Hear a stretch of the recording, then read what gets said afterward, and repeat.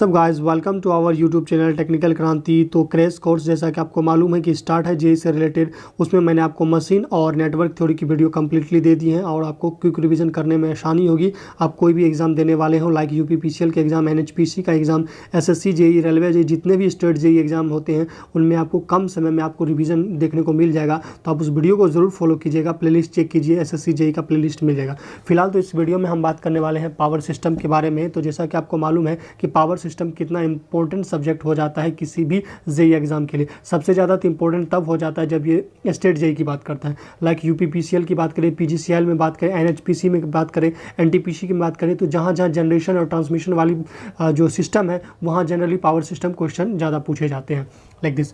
तो जैसा कि आपको मालूम है कि नेटवर्क थ्योरी का वेटेज एसएससी जेईई और रेलवे में भी ज़्यादा है। देन अपन का मशीन आता है और तीसरे नंबर पे जो अपन का आता है वो पावर सिस्टम होता है। और सबसे ज़्यादा जो सिलेबस है वो पावर सिस्टम का ही है। जैसे जितना जैसा कि गाइस नेटवर्क थ्योरी के बाद मशीन का वेटेज ज़्यादा होता है, देन पावर सिस्टम का वेटेज ज़्यादा होता है।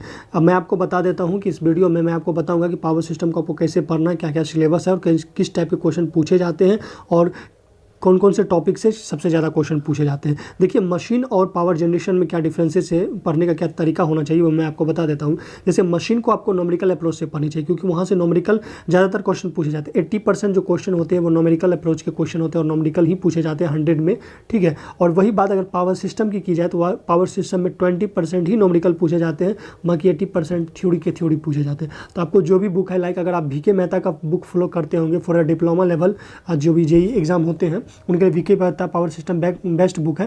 तो उनको आप लाइन बाय लाइन पढ़िए, ठीक है, क्योंकि लाइन बाय लाइन से ही ऑब्जेक्टिव क्वेश्चन बन जाते हैं, ट्रू फॉल्स करके, स्टेटमेंट एंड कंक्लूजन करके। तो फिलहाल इस वीडियो में हम देखने वाले हैं थोड़ा सा बेसिक कॉन्सेप्ट पावर सिस्टम के बारे में और देन हम जनरेशन से स्टार्ट करेंगे, ठीक है, क्योंकि पहले जनरेशन होता है पावर सिस्टम में, देन अपन का ट्रांसमिशन होता है, देन डिस्ट्रीब्यूशन होता है, देन यूटिलाइजेशन, ये सभी चीज़ें होती है। उसी दौरान स्विच गियर भी आता है जो कि इस पूरे सिस्टम को प्रोटेक्शन करने के लिए भी ज़रूरी होता है। तो आइए पहले हम सिलेबस देखते हैं कि जेईई के रिलेटेड जो एसएससी और जो रेलवे जेईई का सिलेबस है वो क्या है। तो पहले जनरेशन में आप देख सकते हैं different type of power station है, लाइक जो थर्मल पावर प्लांट है जिसको हम स्टीम पावर प्लांट भी बोलते हैं, हाइडल पावर प्लांट है, न्यूक्लियर पावर प्लांट है, डीजल पावर प्लांट है, ये सभी पावर प्लांट के बारे में आपको स्टडी करना है। देन है लोड फैक्टर क्या होता है, डाइवर्सिटी फैक्टर क्या होता है, डिमांड फैक्टर क्या होता है, जो कि इससे क्वेश्चन पूछा जाता है एसएससी और रेलवे में। नेक्स्ट है cost of generation, various type of tariff, interconnection of power system है, पावर फैक्टर इंप्रूवमेंट है, टाइप ऑफ फॉल्ट है, short circuit current for symmetrical calculation, ये सभी चीज़ें। स्विच गियर प्रोटेक्शन यहाँ से देख सकते हैं कि स्विच गियर प्रोटेक्शन में क्या है, रेटिंग ऑफ सर्किट ब्रेकर है, रिले है, principle of arc extinguish of oil and air है, एचआरसी फ्यूज है, प्रोटेक्शन इसको बेटर वे में पढ़ने वाले हैं, बुकोज रिले है, Merz Price system for protection generator and transformer है, protection feeder and bus bar है, फिर लाइटिंग अरेस्टर है। तो ये सभी टॉपिक रेलवे और एसएससी जेईई के हैं और स्टेट जेईई में भी यहाँ से क्वेश्चन पूछे जाते हैं, ठीक है। तो आपको मोर देन फोकस थ्योरी पे देना है क्योंकि पावर सिस्टम में मोर देन थ्योरी ही पूछा जाता है। वेरियस अब ट्रांसमिशन डिस्ट्रीब्यूशन में आप देख लीजिए, कंप्लीजन ऑफ कंडक्टर मटेरियल है, इफिशियंसी ऑफ डिफरेंट सिस्टम है, केबल टाइप है, रेटिंग है, डी रेटिंग फैक्टर है, फिर यूटिलाइजेशन ऑफ इलेक्ट्रिकल एनर्जी में देख लीजिए, इल्यूमिनेशन पढ़ने को है जैसा कि आप सेमेस्टर में पढ़े होंगे, फिर इलेक्ट्रिक हीटिंग है, फिर वेल्डिंग है, इलेक्ट्रोप्लेटिंग है, फिर इलेक्ट्रिक ड्राइव एंड मोटर है। नेक्स्ट मंथ जो अपन का टॉपिक है इसी में हम कंसीडर करेंगे उसको एस्टिमेटिंग एंड कॉस्टिंग। यहाँ से 2-4 क्वेश्चन पूछे जाते हैं हर एग्जाम में, ठीक है। तो ये भी इंपॉर्टेंट है थोड़े समय के लिए, इसको तो आप 10 दिन में खत्म कर सकते हैं। फिलहाल तो पावर सिस्टम का एग्जाम एनालिसिस देख लेते हैं एसएससी का। रेलवे में ही कुछ इस तरह का ही पैटर्न देखने को मिलता है। तो एसएससी जेईई के यहाँ देखिए प्री में जो क्वेश्चन पूछा गया था 27 क्वेश्चन पूछा गया था और मेंस में 90 मार्क के क्वेश्चन पूछे गए थे। 2018 में देखिए 25 और इस पे 50। तो आप देख सकते हैं कि प्री में जो क्वेश्चन पूछा जाता है पावर सिस्टम से जनरली 25 से 27 के बीच पूछा जाता है, आप या 25 से 30 कह सकते हैं, ठीक है। और जो मेंस में क्वेश्चन पूछा जाता है वो आप कह सकते हैं 50 से 80 के बीच मेंस में वेटेज रखता है। तो कितना इंपॉर्टेंट है पावर सिस्टम ये आपको पता होनी चाहिए। आइए अब ये तो एक्चुअल में सिलेबस होगी जेईई से रिलेटेड, लेकिन मैं आपको टॉपिक बताता हूँ कि किस टॉपिक से ज़्यादातर क्वेश्चन पूछे जाते हैं। तो देखिए जनरेशन में सबसे पहला से आपको जो क्वेश्चन पूछा जाता है वो पावर प्लांट साइकिल से पूछा जाता है। देन थर्मल पावर प्लांट है, देन हाइडल पावर प्लांट है, nuclear power plant, diesel engine power plant है, गैस टर्बाइन पावर प्लांट है, फिर है अपन कंबाइंड वर्किंग और पावर प्लांट, फिर नॉन कन्वेंशनल सोर्स, फिर recent development in generation of electrical energy. आइए इससे कौन कौन से क्वेश्चन और कितने क्वेश्चन पूछेंगे वो भी देख लीजिए। जैसा कि ये ट्रांसमिशन एंड डिस्ट्रीब्यूशन वाला पार्ट है, इसमें डिजाइन ऑफ इलेक्ट्रिकल लाइन से 45 क्वेश्चन पूछे गए हैं और पैरामीटर ऑफ लाइन से 80 क्वेश्चन पूछे गए हैं, तो देख सकते हैं। और construction feature of transmission line से 135 क्वेश्चन पूछे गए हैं। तो ये सभी जो टॉपिक है उस पर मोर देन फोकस करना जिससे ज़्यादा क्वेश्चन फ्रेम किए जाते हैं। तो ये जो वेटेज दिया गया है, ये जो पूरा सिलेबस को अकॉर्डिंग है कि किस टॉपिक से कितने क्वेश्चन पूछे जाते हैं, तो इस हिसाब से आप उस टॉपिक पे मोर देन फोकस कीजिए। लाइक दिस आप देख सकते हैं कि सबसे ज़्यादा question constructional feature of transmission line के बारे में पूछा गया है, तो 135 क्वेश्चन वहाँ से पूछा गया है। इस तरह से आप स्विच गियर एंड प्रोटेक्शन में देख सकते हैं कि सबसे ज़्यादा जो क्वेश्चन अपन का पूछा गया है वो सर्किट ब्रेकर से पूछा जाता है और रिले से पूछा जाता है। इस पर आपको मोर देन फोकस करना है, ठीक है। फिर ओवर वोल्टेज प्रोटेक्शन पे भी ध्यान देना, इलेक्ट्रिक फॉल्ट पे भी ध्यान देना। फ्यूज से भी क्वेश्चन जनरली पूछे जाते हैं, HRC फ्यूज और जनरल फ्यूज में जो मेल्टिंग हाई फॉल्ट ये होता है कि लो होता है, ये सभी क्वेश्चन पूछे जाते हैं। यूटिलाइजेशन की आप बात कर सकते हैं, एस्टिमेटिंग क्वेश्चन से भी अच्छा खासा क्वेश्चन पूछा जा सकता है। जैसे ही देखिए 250 है, फिर 120 है, तो कुल मिला के 370 क्वेश्चन ये हुआ। कुल मिला के यहाँ से 6-7 हज़ार क्वेश्चन यहाँ से पूछे गए, तो आप इस हिसाब से देख सकते हैं। जब ये आपको चार्ट मिलेगा तो आप अपने उस टॉपिक पे मोर देन आपको फोकस करना है। तो आइए थोड़ा सा बेसिक आज समझ लेते हैं, उसके बाद हम जनरेशन स्टार्ट करेंगे। जनरेशन में सबसे पहले हम देखने वाले हैं स्टीम पावर प्लांट के बारे में। तो आइए सबसे पहला आज हम बेसिक देख लेते हैं, जो कि वीके मेहता का फर्स्ट यूनिट है और जो कि ज़रूरी भी है। तो बुक में बहुत सारा लैंग्वेज है, मैं आपको यहाँ शॉर्ट हैंड नोट्स लेकर आया हूँ, वो आप देख लीजिए। तो गाइस बेसिक कॉन्सेप्ट में हम देखने वाले हैं जनरेशन ऑफ इलेक्ट्रिकल एनर्जी की, इलेक्ट्रिकल एनर्जी का जनरेशन कैसे होता है, तो वो देखते हैं। देखिए different form of energy nature, देखिए नेचर में जो है, नेचुरल में जो है डिफरेंट फॉर्म ऑफ एनर्जी है। जैसे कि आप जब भी हाइट किसी का बढ़ाते हैं तो उसमें पोटेंशियल एनर्जी के कारण एक एनर्जी क्रिएट होता है, जैसे कि प्रेशर हेड ऑफ वाटर, ठीक है। एक है केमिकल एनर्जी ऑफ फ्यूल, एक है nuclear energy of radio active element. ये सब ना डिफरेंट टाइप ऑफ एनर्जी है जो कि नेचर में फाउंड किया जाता है। उसी एनर्जी को अगर हम चेंज कर देते हैं इलेक्ट्रिकल एनर्जी में, that phenomena is known as generation of electrical energy. तो लाइक दिस, जैसे कि यहाँ प्रेशर हेड हम क्रिएट करते हैं, फिर क्या करते हैं उस पानी का स्ट्राइक करवाते हैं टरबाइन पे, टरबाइन रोटेट होता है, यानी कि प्राइम मूवर रोटेट होता है, घूमता है, जिस वजह से उससे शाफ्ट कपलिंग रहता है अल्टरनेटर का, अल्टरनेटर रोटेट होता है। तो जैसा आपको मालूम है Faraday law of electromagnetic induction से, कि अगर वो रोटेट होगा किसी मैग्नेटिक फील्ड में तो कि EMF इंड्यूस होगा, और EMF क्या, डेट मीन्स करंट उसमें पास होगा, जो कि हम ट्रांसमिशन लाइन से उसको अपने घर तक यानी कि डिस्ट्रीब्यूशन करते हैं पावर ग्रिड के थ्रू, ठीक है। तो यानी कि जनरेशन सिंपली क्या होता है कि डिफरेंट टाइप ऑफ एनर्जी है इन नेचर में, उसको हम जो कन्वर्ट करते हैं इलेक्ट्रिकल एनर्जी में, इस प्रोसेस को हम बोलते हैं जनरेशन ऑफ इलेक्ट्रिकल एनर्जी। आइए देख लेते हैं सोर्स ऑफ एनर्जी क्या क्या है। तो पहला जो सोर्स है वो है सन। देखिए सन्स को प्राइमरी सोर्स ऑफ एनर्जी कहा जाता है। ये क्वेश्चन बार बार एग्जाम में पूछे जाते हैं, चाहे non tech point of view से पूछा जाए या फिर टेक्निकल एग्जाम में पूछा जाए, दोनों एग्जाम में ये क्वेश्चन पूछा जाता है। तो प्राइमरी सोर्स ऑफ एनर्जी जो है वो सन है। अब देखिए सन, लेकिन जो सन है और जो विंड है, जो हवा है, उसका जो यूज हम इलेक्ट्रिकल जनरेशन में लार्ज स्केल पे नहीं करते हैं, ह्यूज अमाउंट प्रोड्यूस करने के लिए नहीं कर पाते हैं, क्योंकि अब इसका क्या लिमिटेशन है वो भी देख लीजिए। लिमिटेशन यही है कि इसमें आपको स्मॉल पावर जनरेशन के लिए बहुत सारा स्पेस चाहिए, लार्ज एरिया में आपको सोलर प्लांट लगाना पड़ता है, तो ये चीज़ें आसान नहीं होती, इन अन इकोनॉमिकल हो जाता है। दूसरी बात कि इसमें क्या होता है कि can not be used in cloudy day, जो जब बादल वाला समय रहता है तो उस समय सनलाइट नहीं आता है, या फिर नाइट रहता है तो उस समय ये प्रॉपर रूप से वर्क नहीं करेंगे। तो चूंकि हमें जो इलेक्ट्रिकल एनर्जी की आवश्यकता है वो 24/7 आवर होता है, चाहे वो इंडस्ट्रियल लोड हो या कमर्शियल लोड हो, तो इस वजह से इसका जनरली बड़े पैमाने पर इसका यूज नहीं किया जाता है। और इसका यूज भी करें तो किस टाइप से करेंगे, जिसको जनरली 2 मेथड से कर सकते हैं। पहला है कि सन हीट से हम स्टीम को, सॉरी वाटर को हीट करते हैं, स्टीम बनाते हैं और स्टीम से टरबाइन को रोटेट करवाते हैं, टरबाइन से अल्टरनेटर के थ्रू हम इलेक्ट्रिकल एनर्जी में उसको कन्वर्ट करते हैं, या फिर सोलर सिस्टम के जरिए यानी कि सोलर प्लेट के जरिए हम इसको इलेक्ट्रिकल एनर्जी में कन्वर्ट कर सकते हैं, ये चीज़ें। इसी तरह से विंड की बात करें तो विंड भी बड़े पैमाने पर इसका यूज जनरेशन के लिए नहीं किया जाता है। विंड एनर्जी क्या होता है, विंड एनर्जी एक विंड मिल होता है, विंड मिल वो घूमता है, घूमने की वजह से जनरेटर घूमता है, क्योंकि उसका शाफ्ट उससे कपल रहता है, देन अपन का इलेक्ट्रिकल एनर्जी प्रोड्यूस होता है। अब इसके एडवांटेज की बात करें तो लेस मेंटेनेंस होता है, विंड जो मिल होता है उसमें किसी तरह का मेंटेनेंस करने का कोई पर्पस नहीं होता है। दूसरा जनरेटिंग कॉस्ट भी निग्लिजिबल होता है, ज़्यादा खर्चा नहीं लगता है। बट लिमिटेशन यही है कि इसका वेरिएबल आउटपुट होता है, जिस वजह से ये रिलायबल या अनरिलायबल होता है। वेरिएबल आउटपुट होने की वजह से इसका भी वोल्टेज का ज़्यादा कभी कम, कभी ज़्यादा कभी कम, ये चीज़ें हो जाती हैं, और इसमें से स्मॉल पावर जनरेशन ही होता है। अब वाटर की बात करें तो वाटर के, जैसा कि वाटर से हम हाइडल पावर प्लांट का कंस्ट्रक्शन करते हैं। हाइडल पावर प्लांट जो है वाटर पे बेस होता है।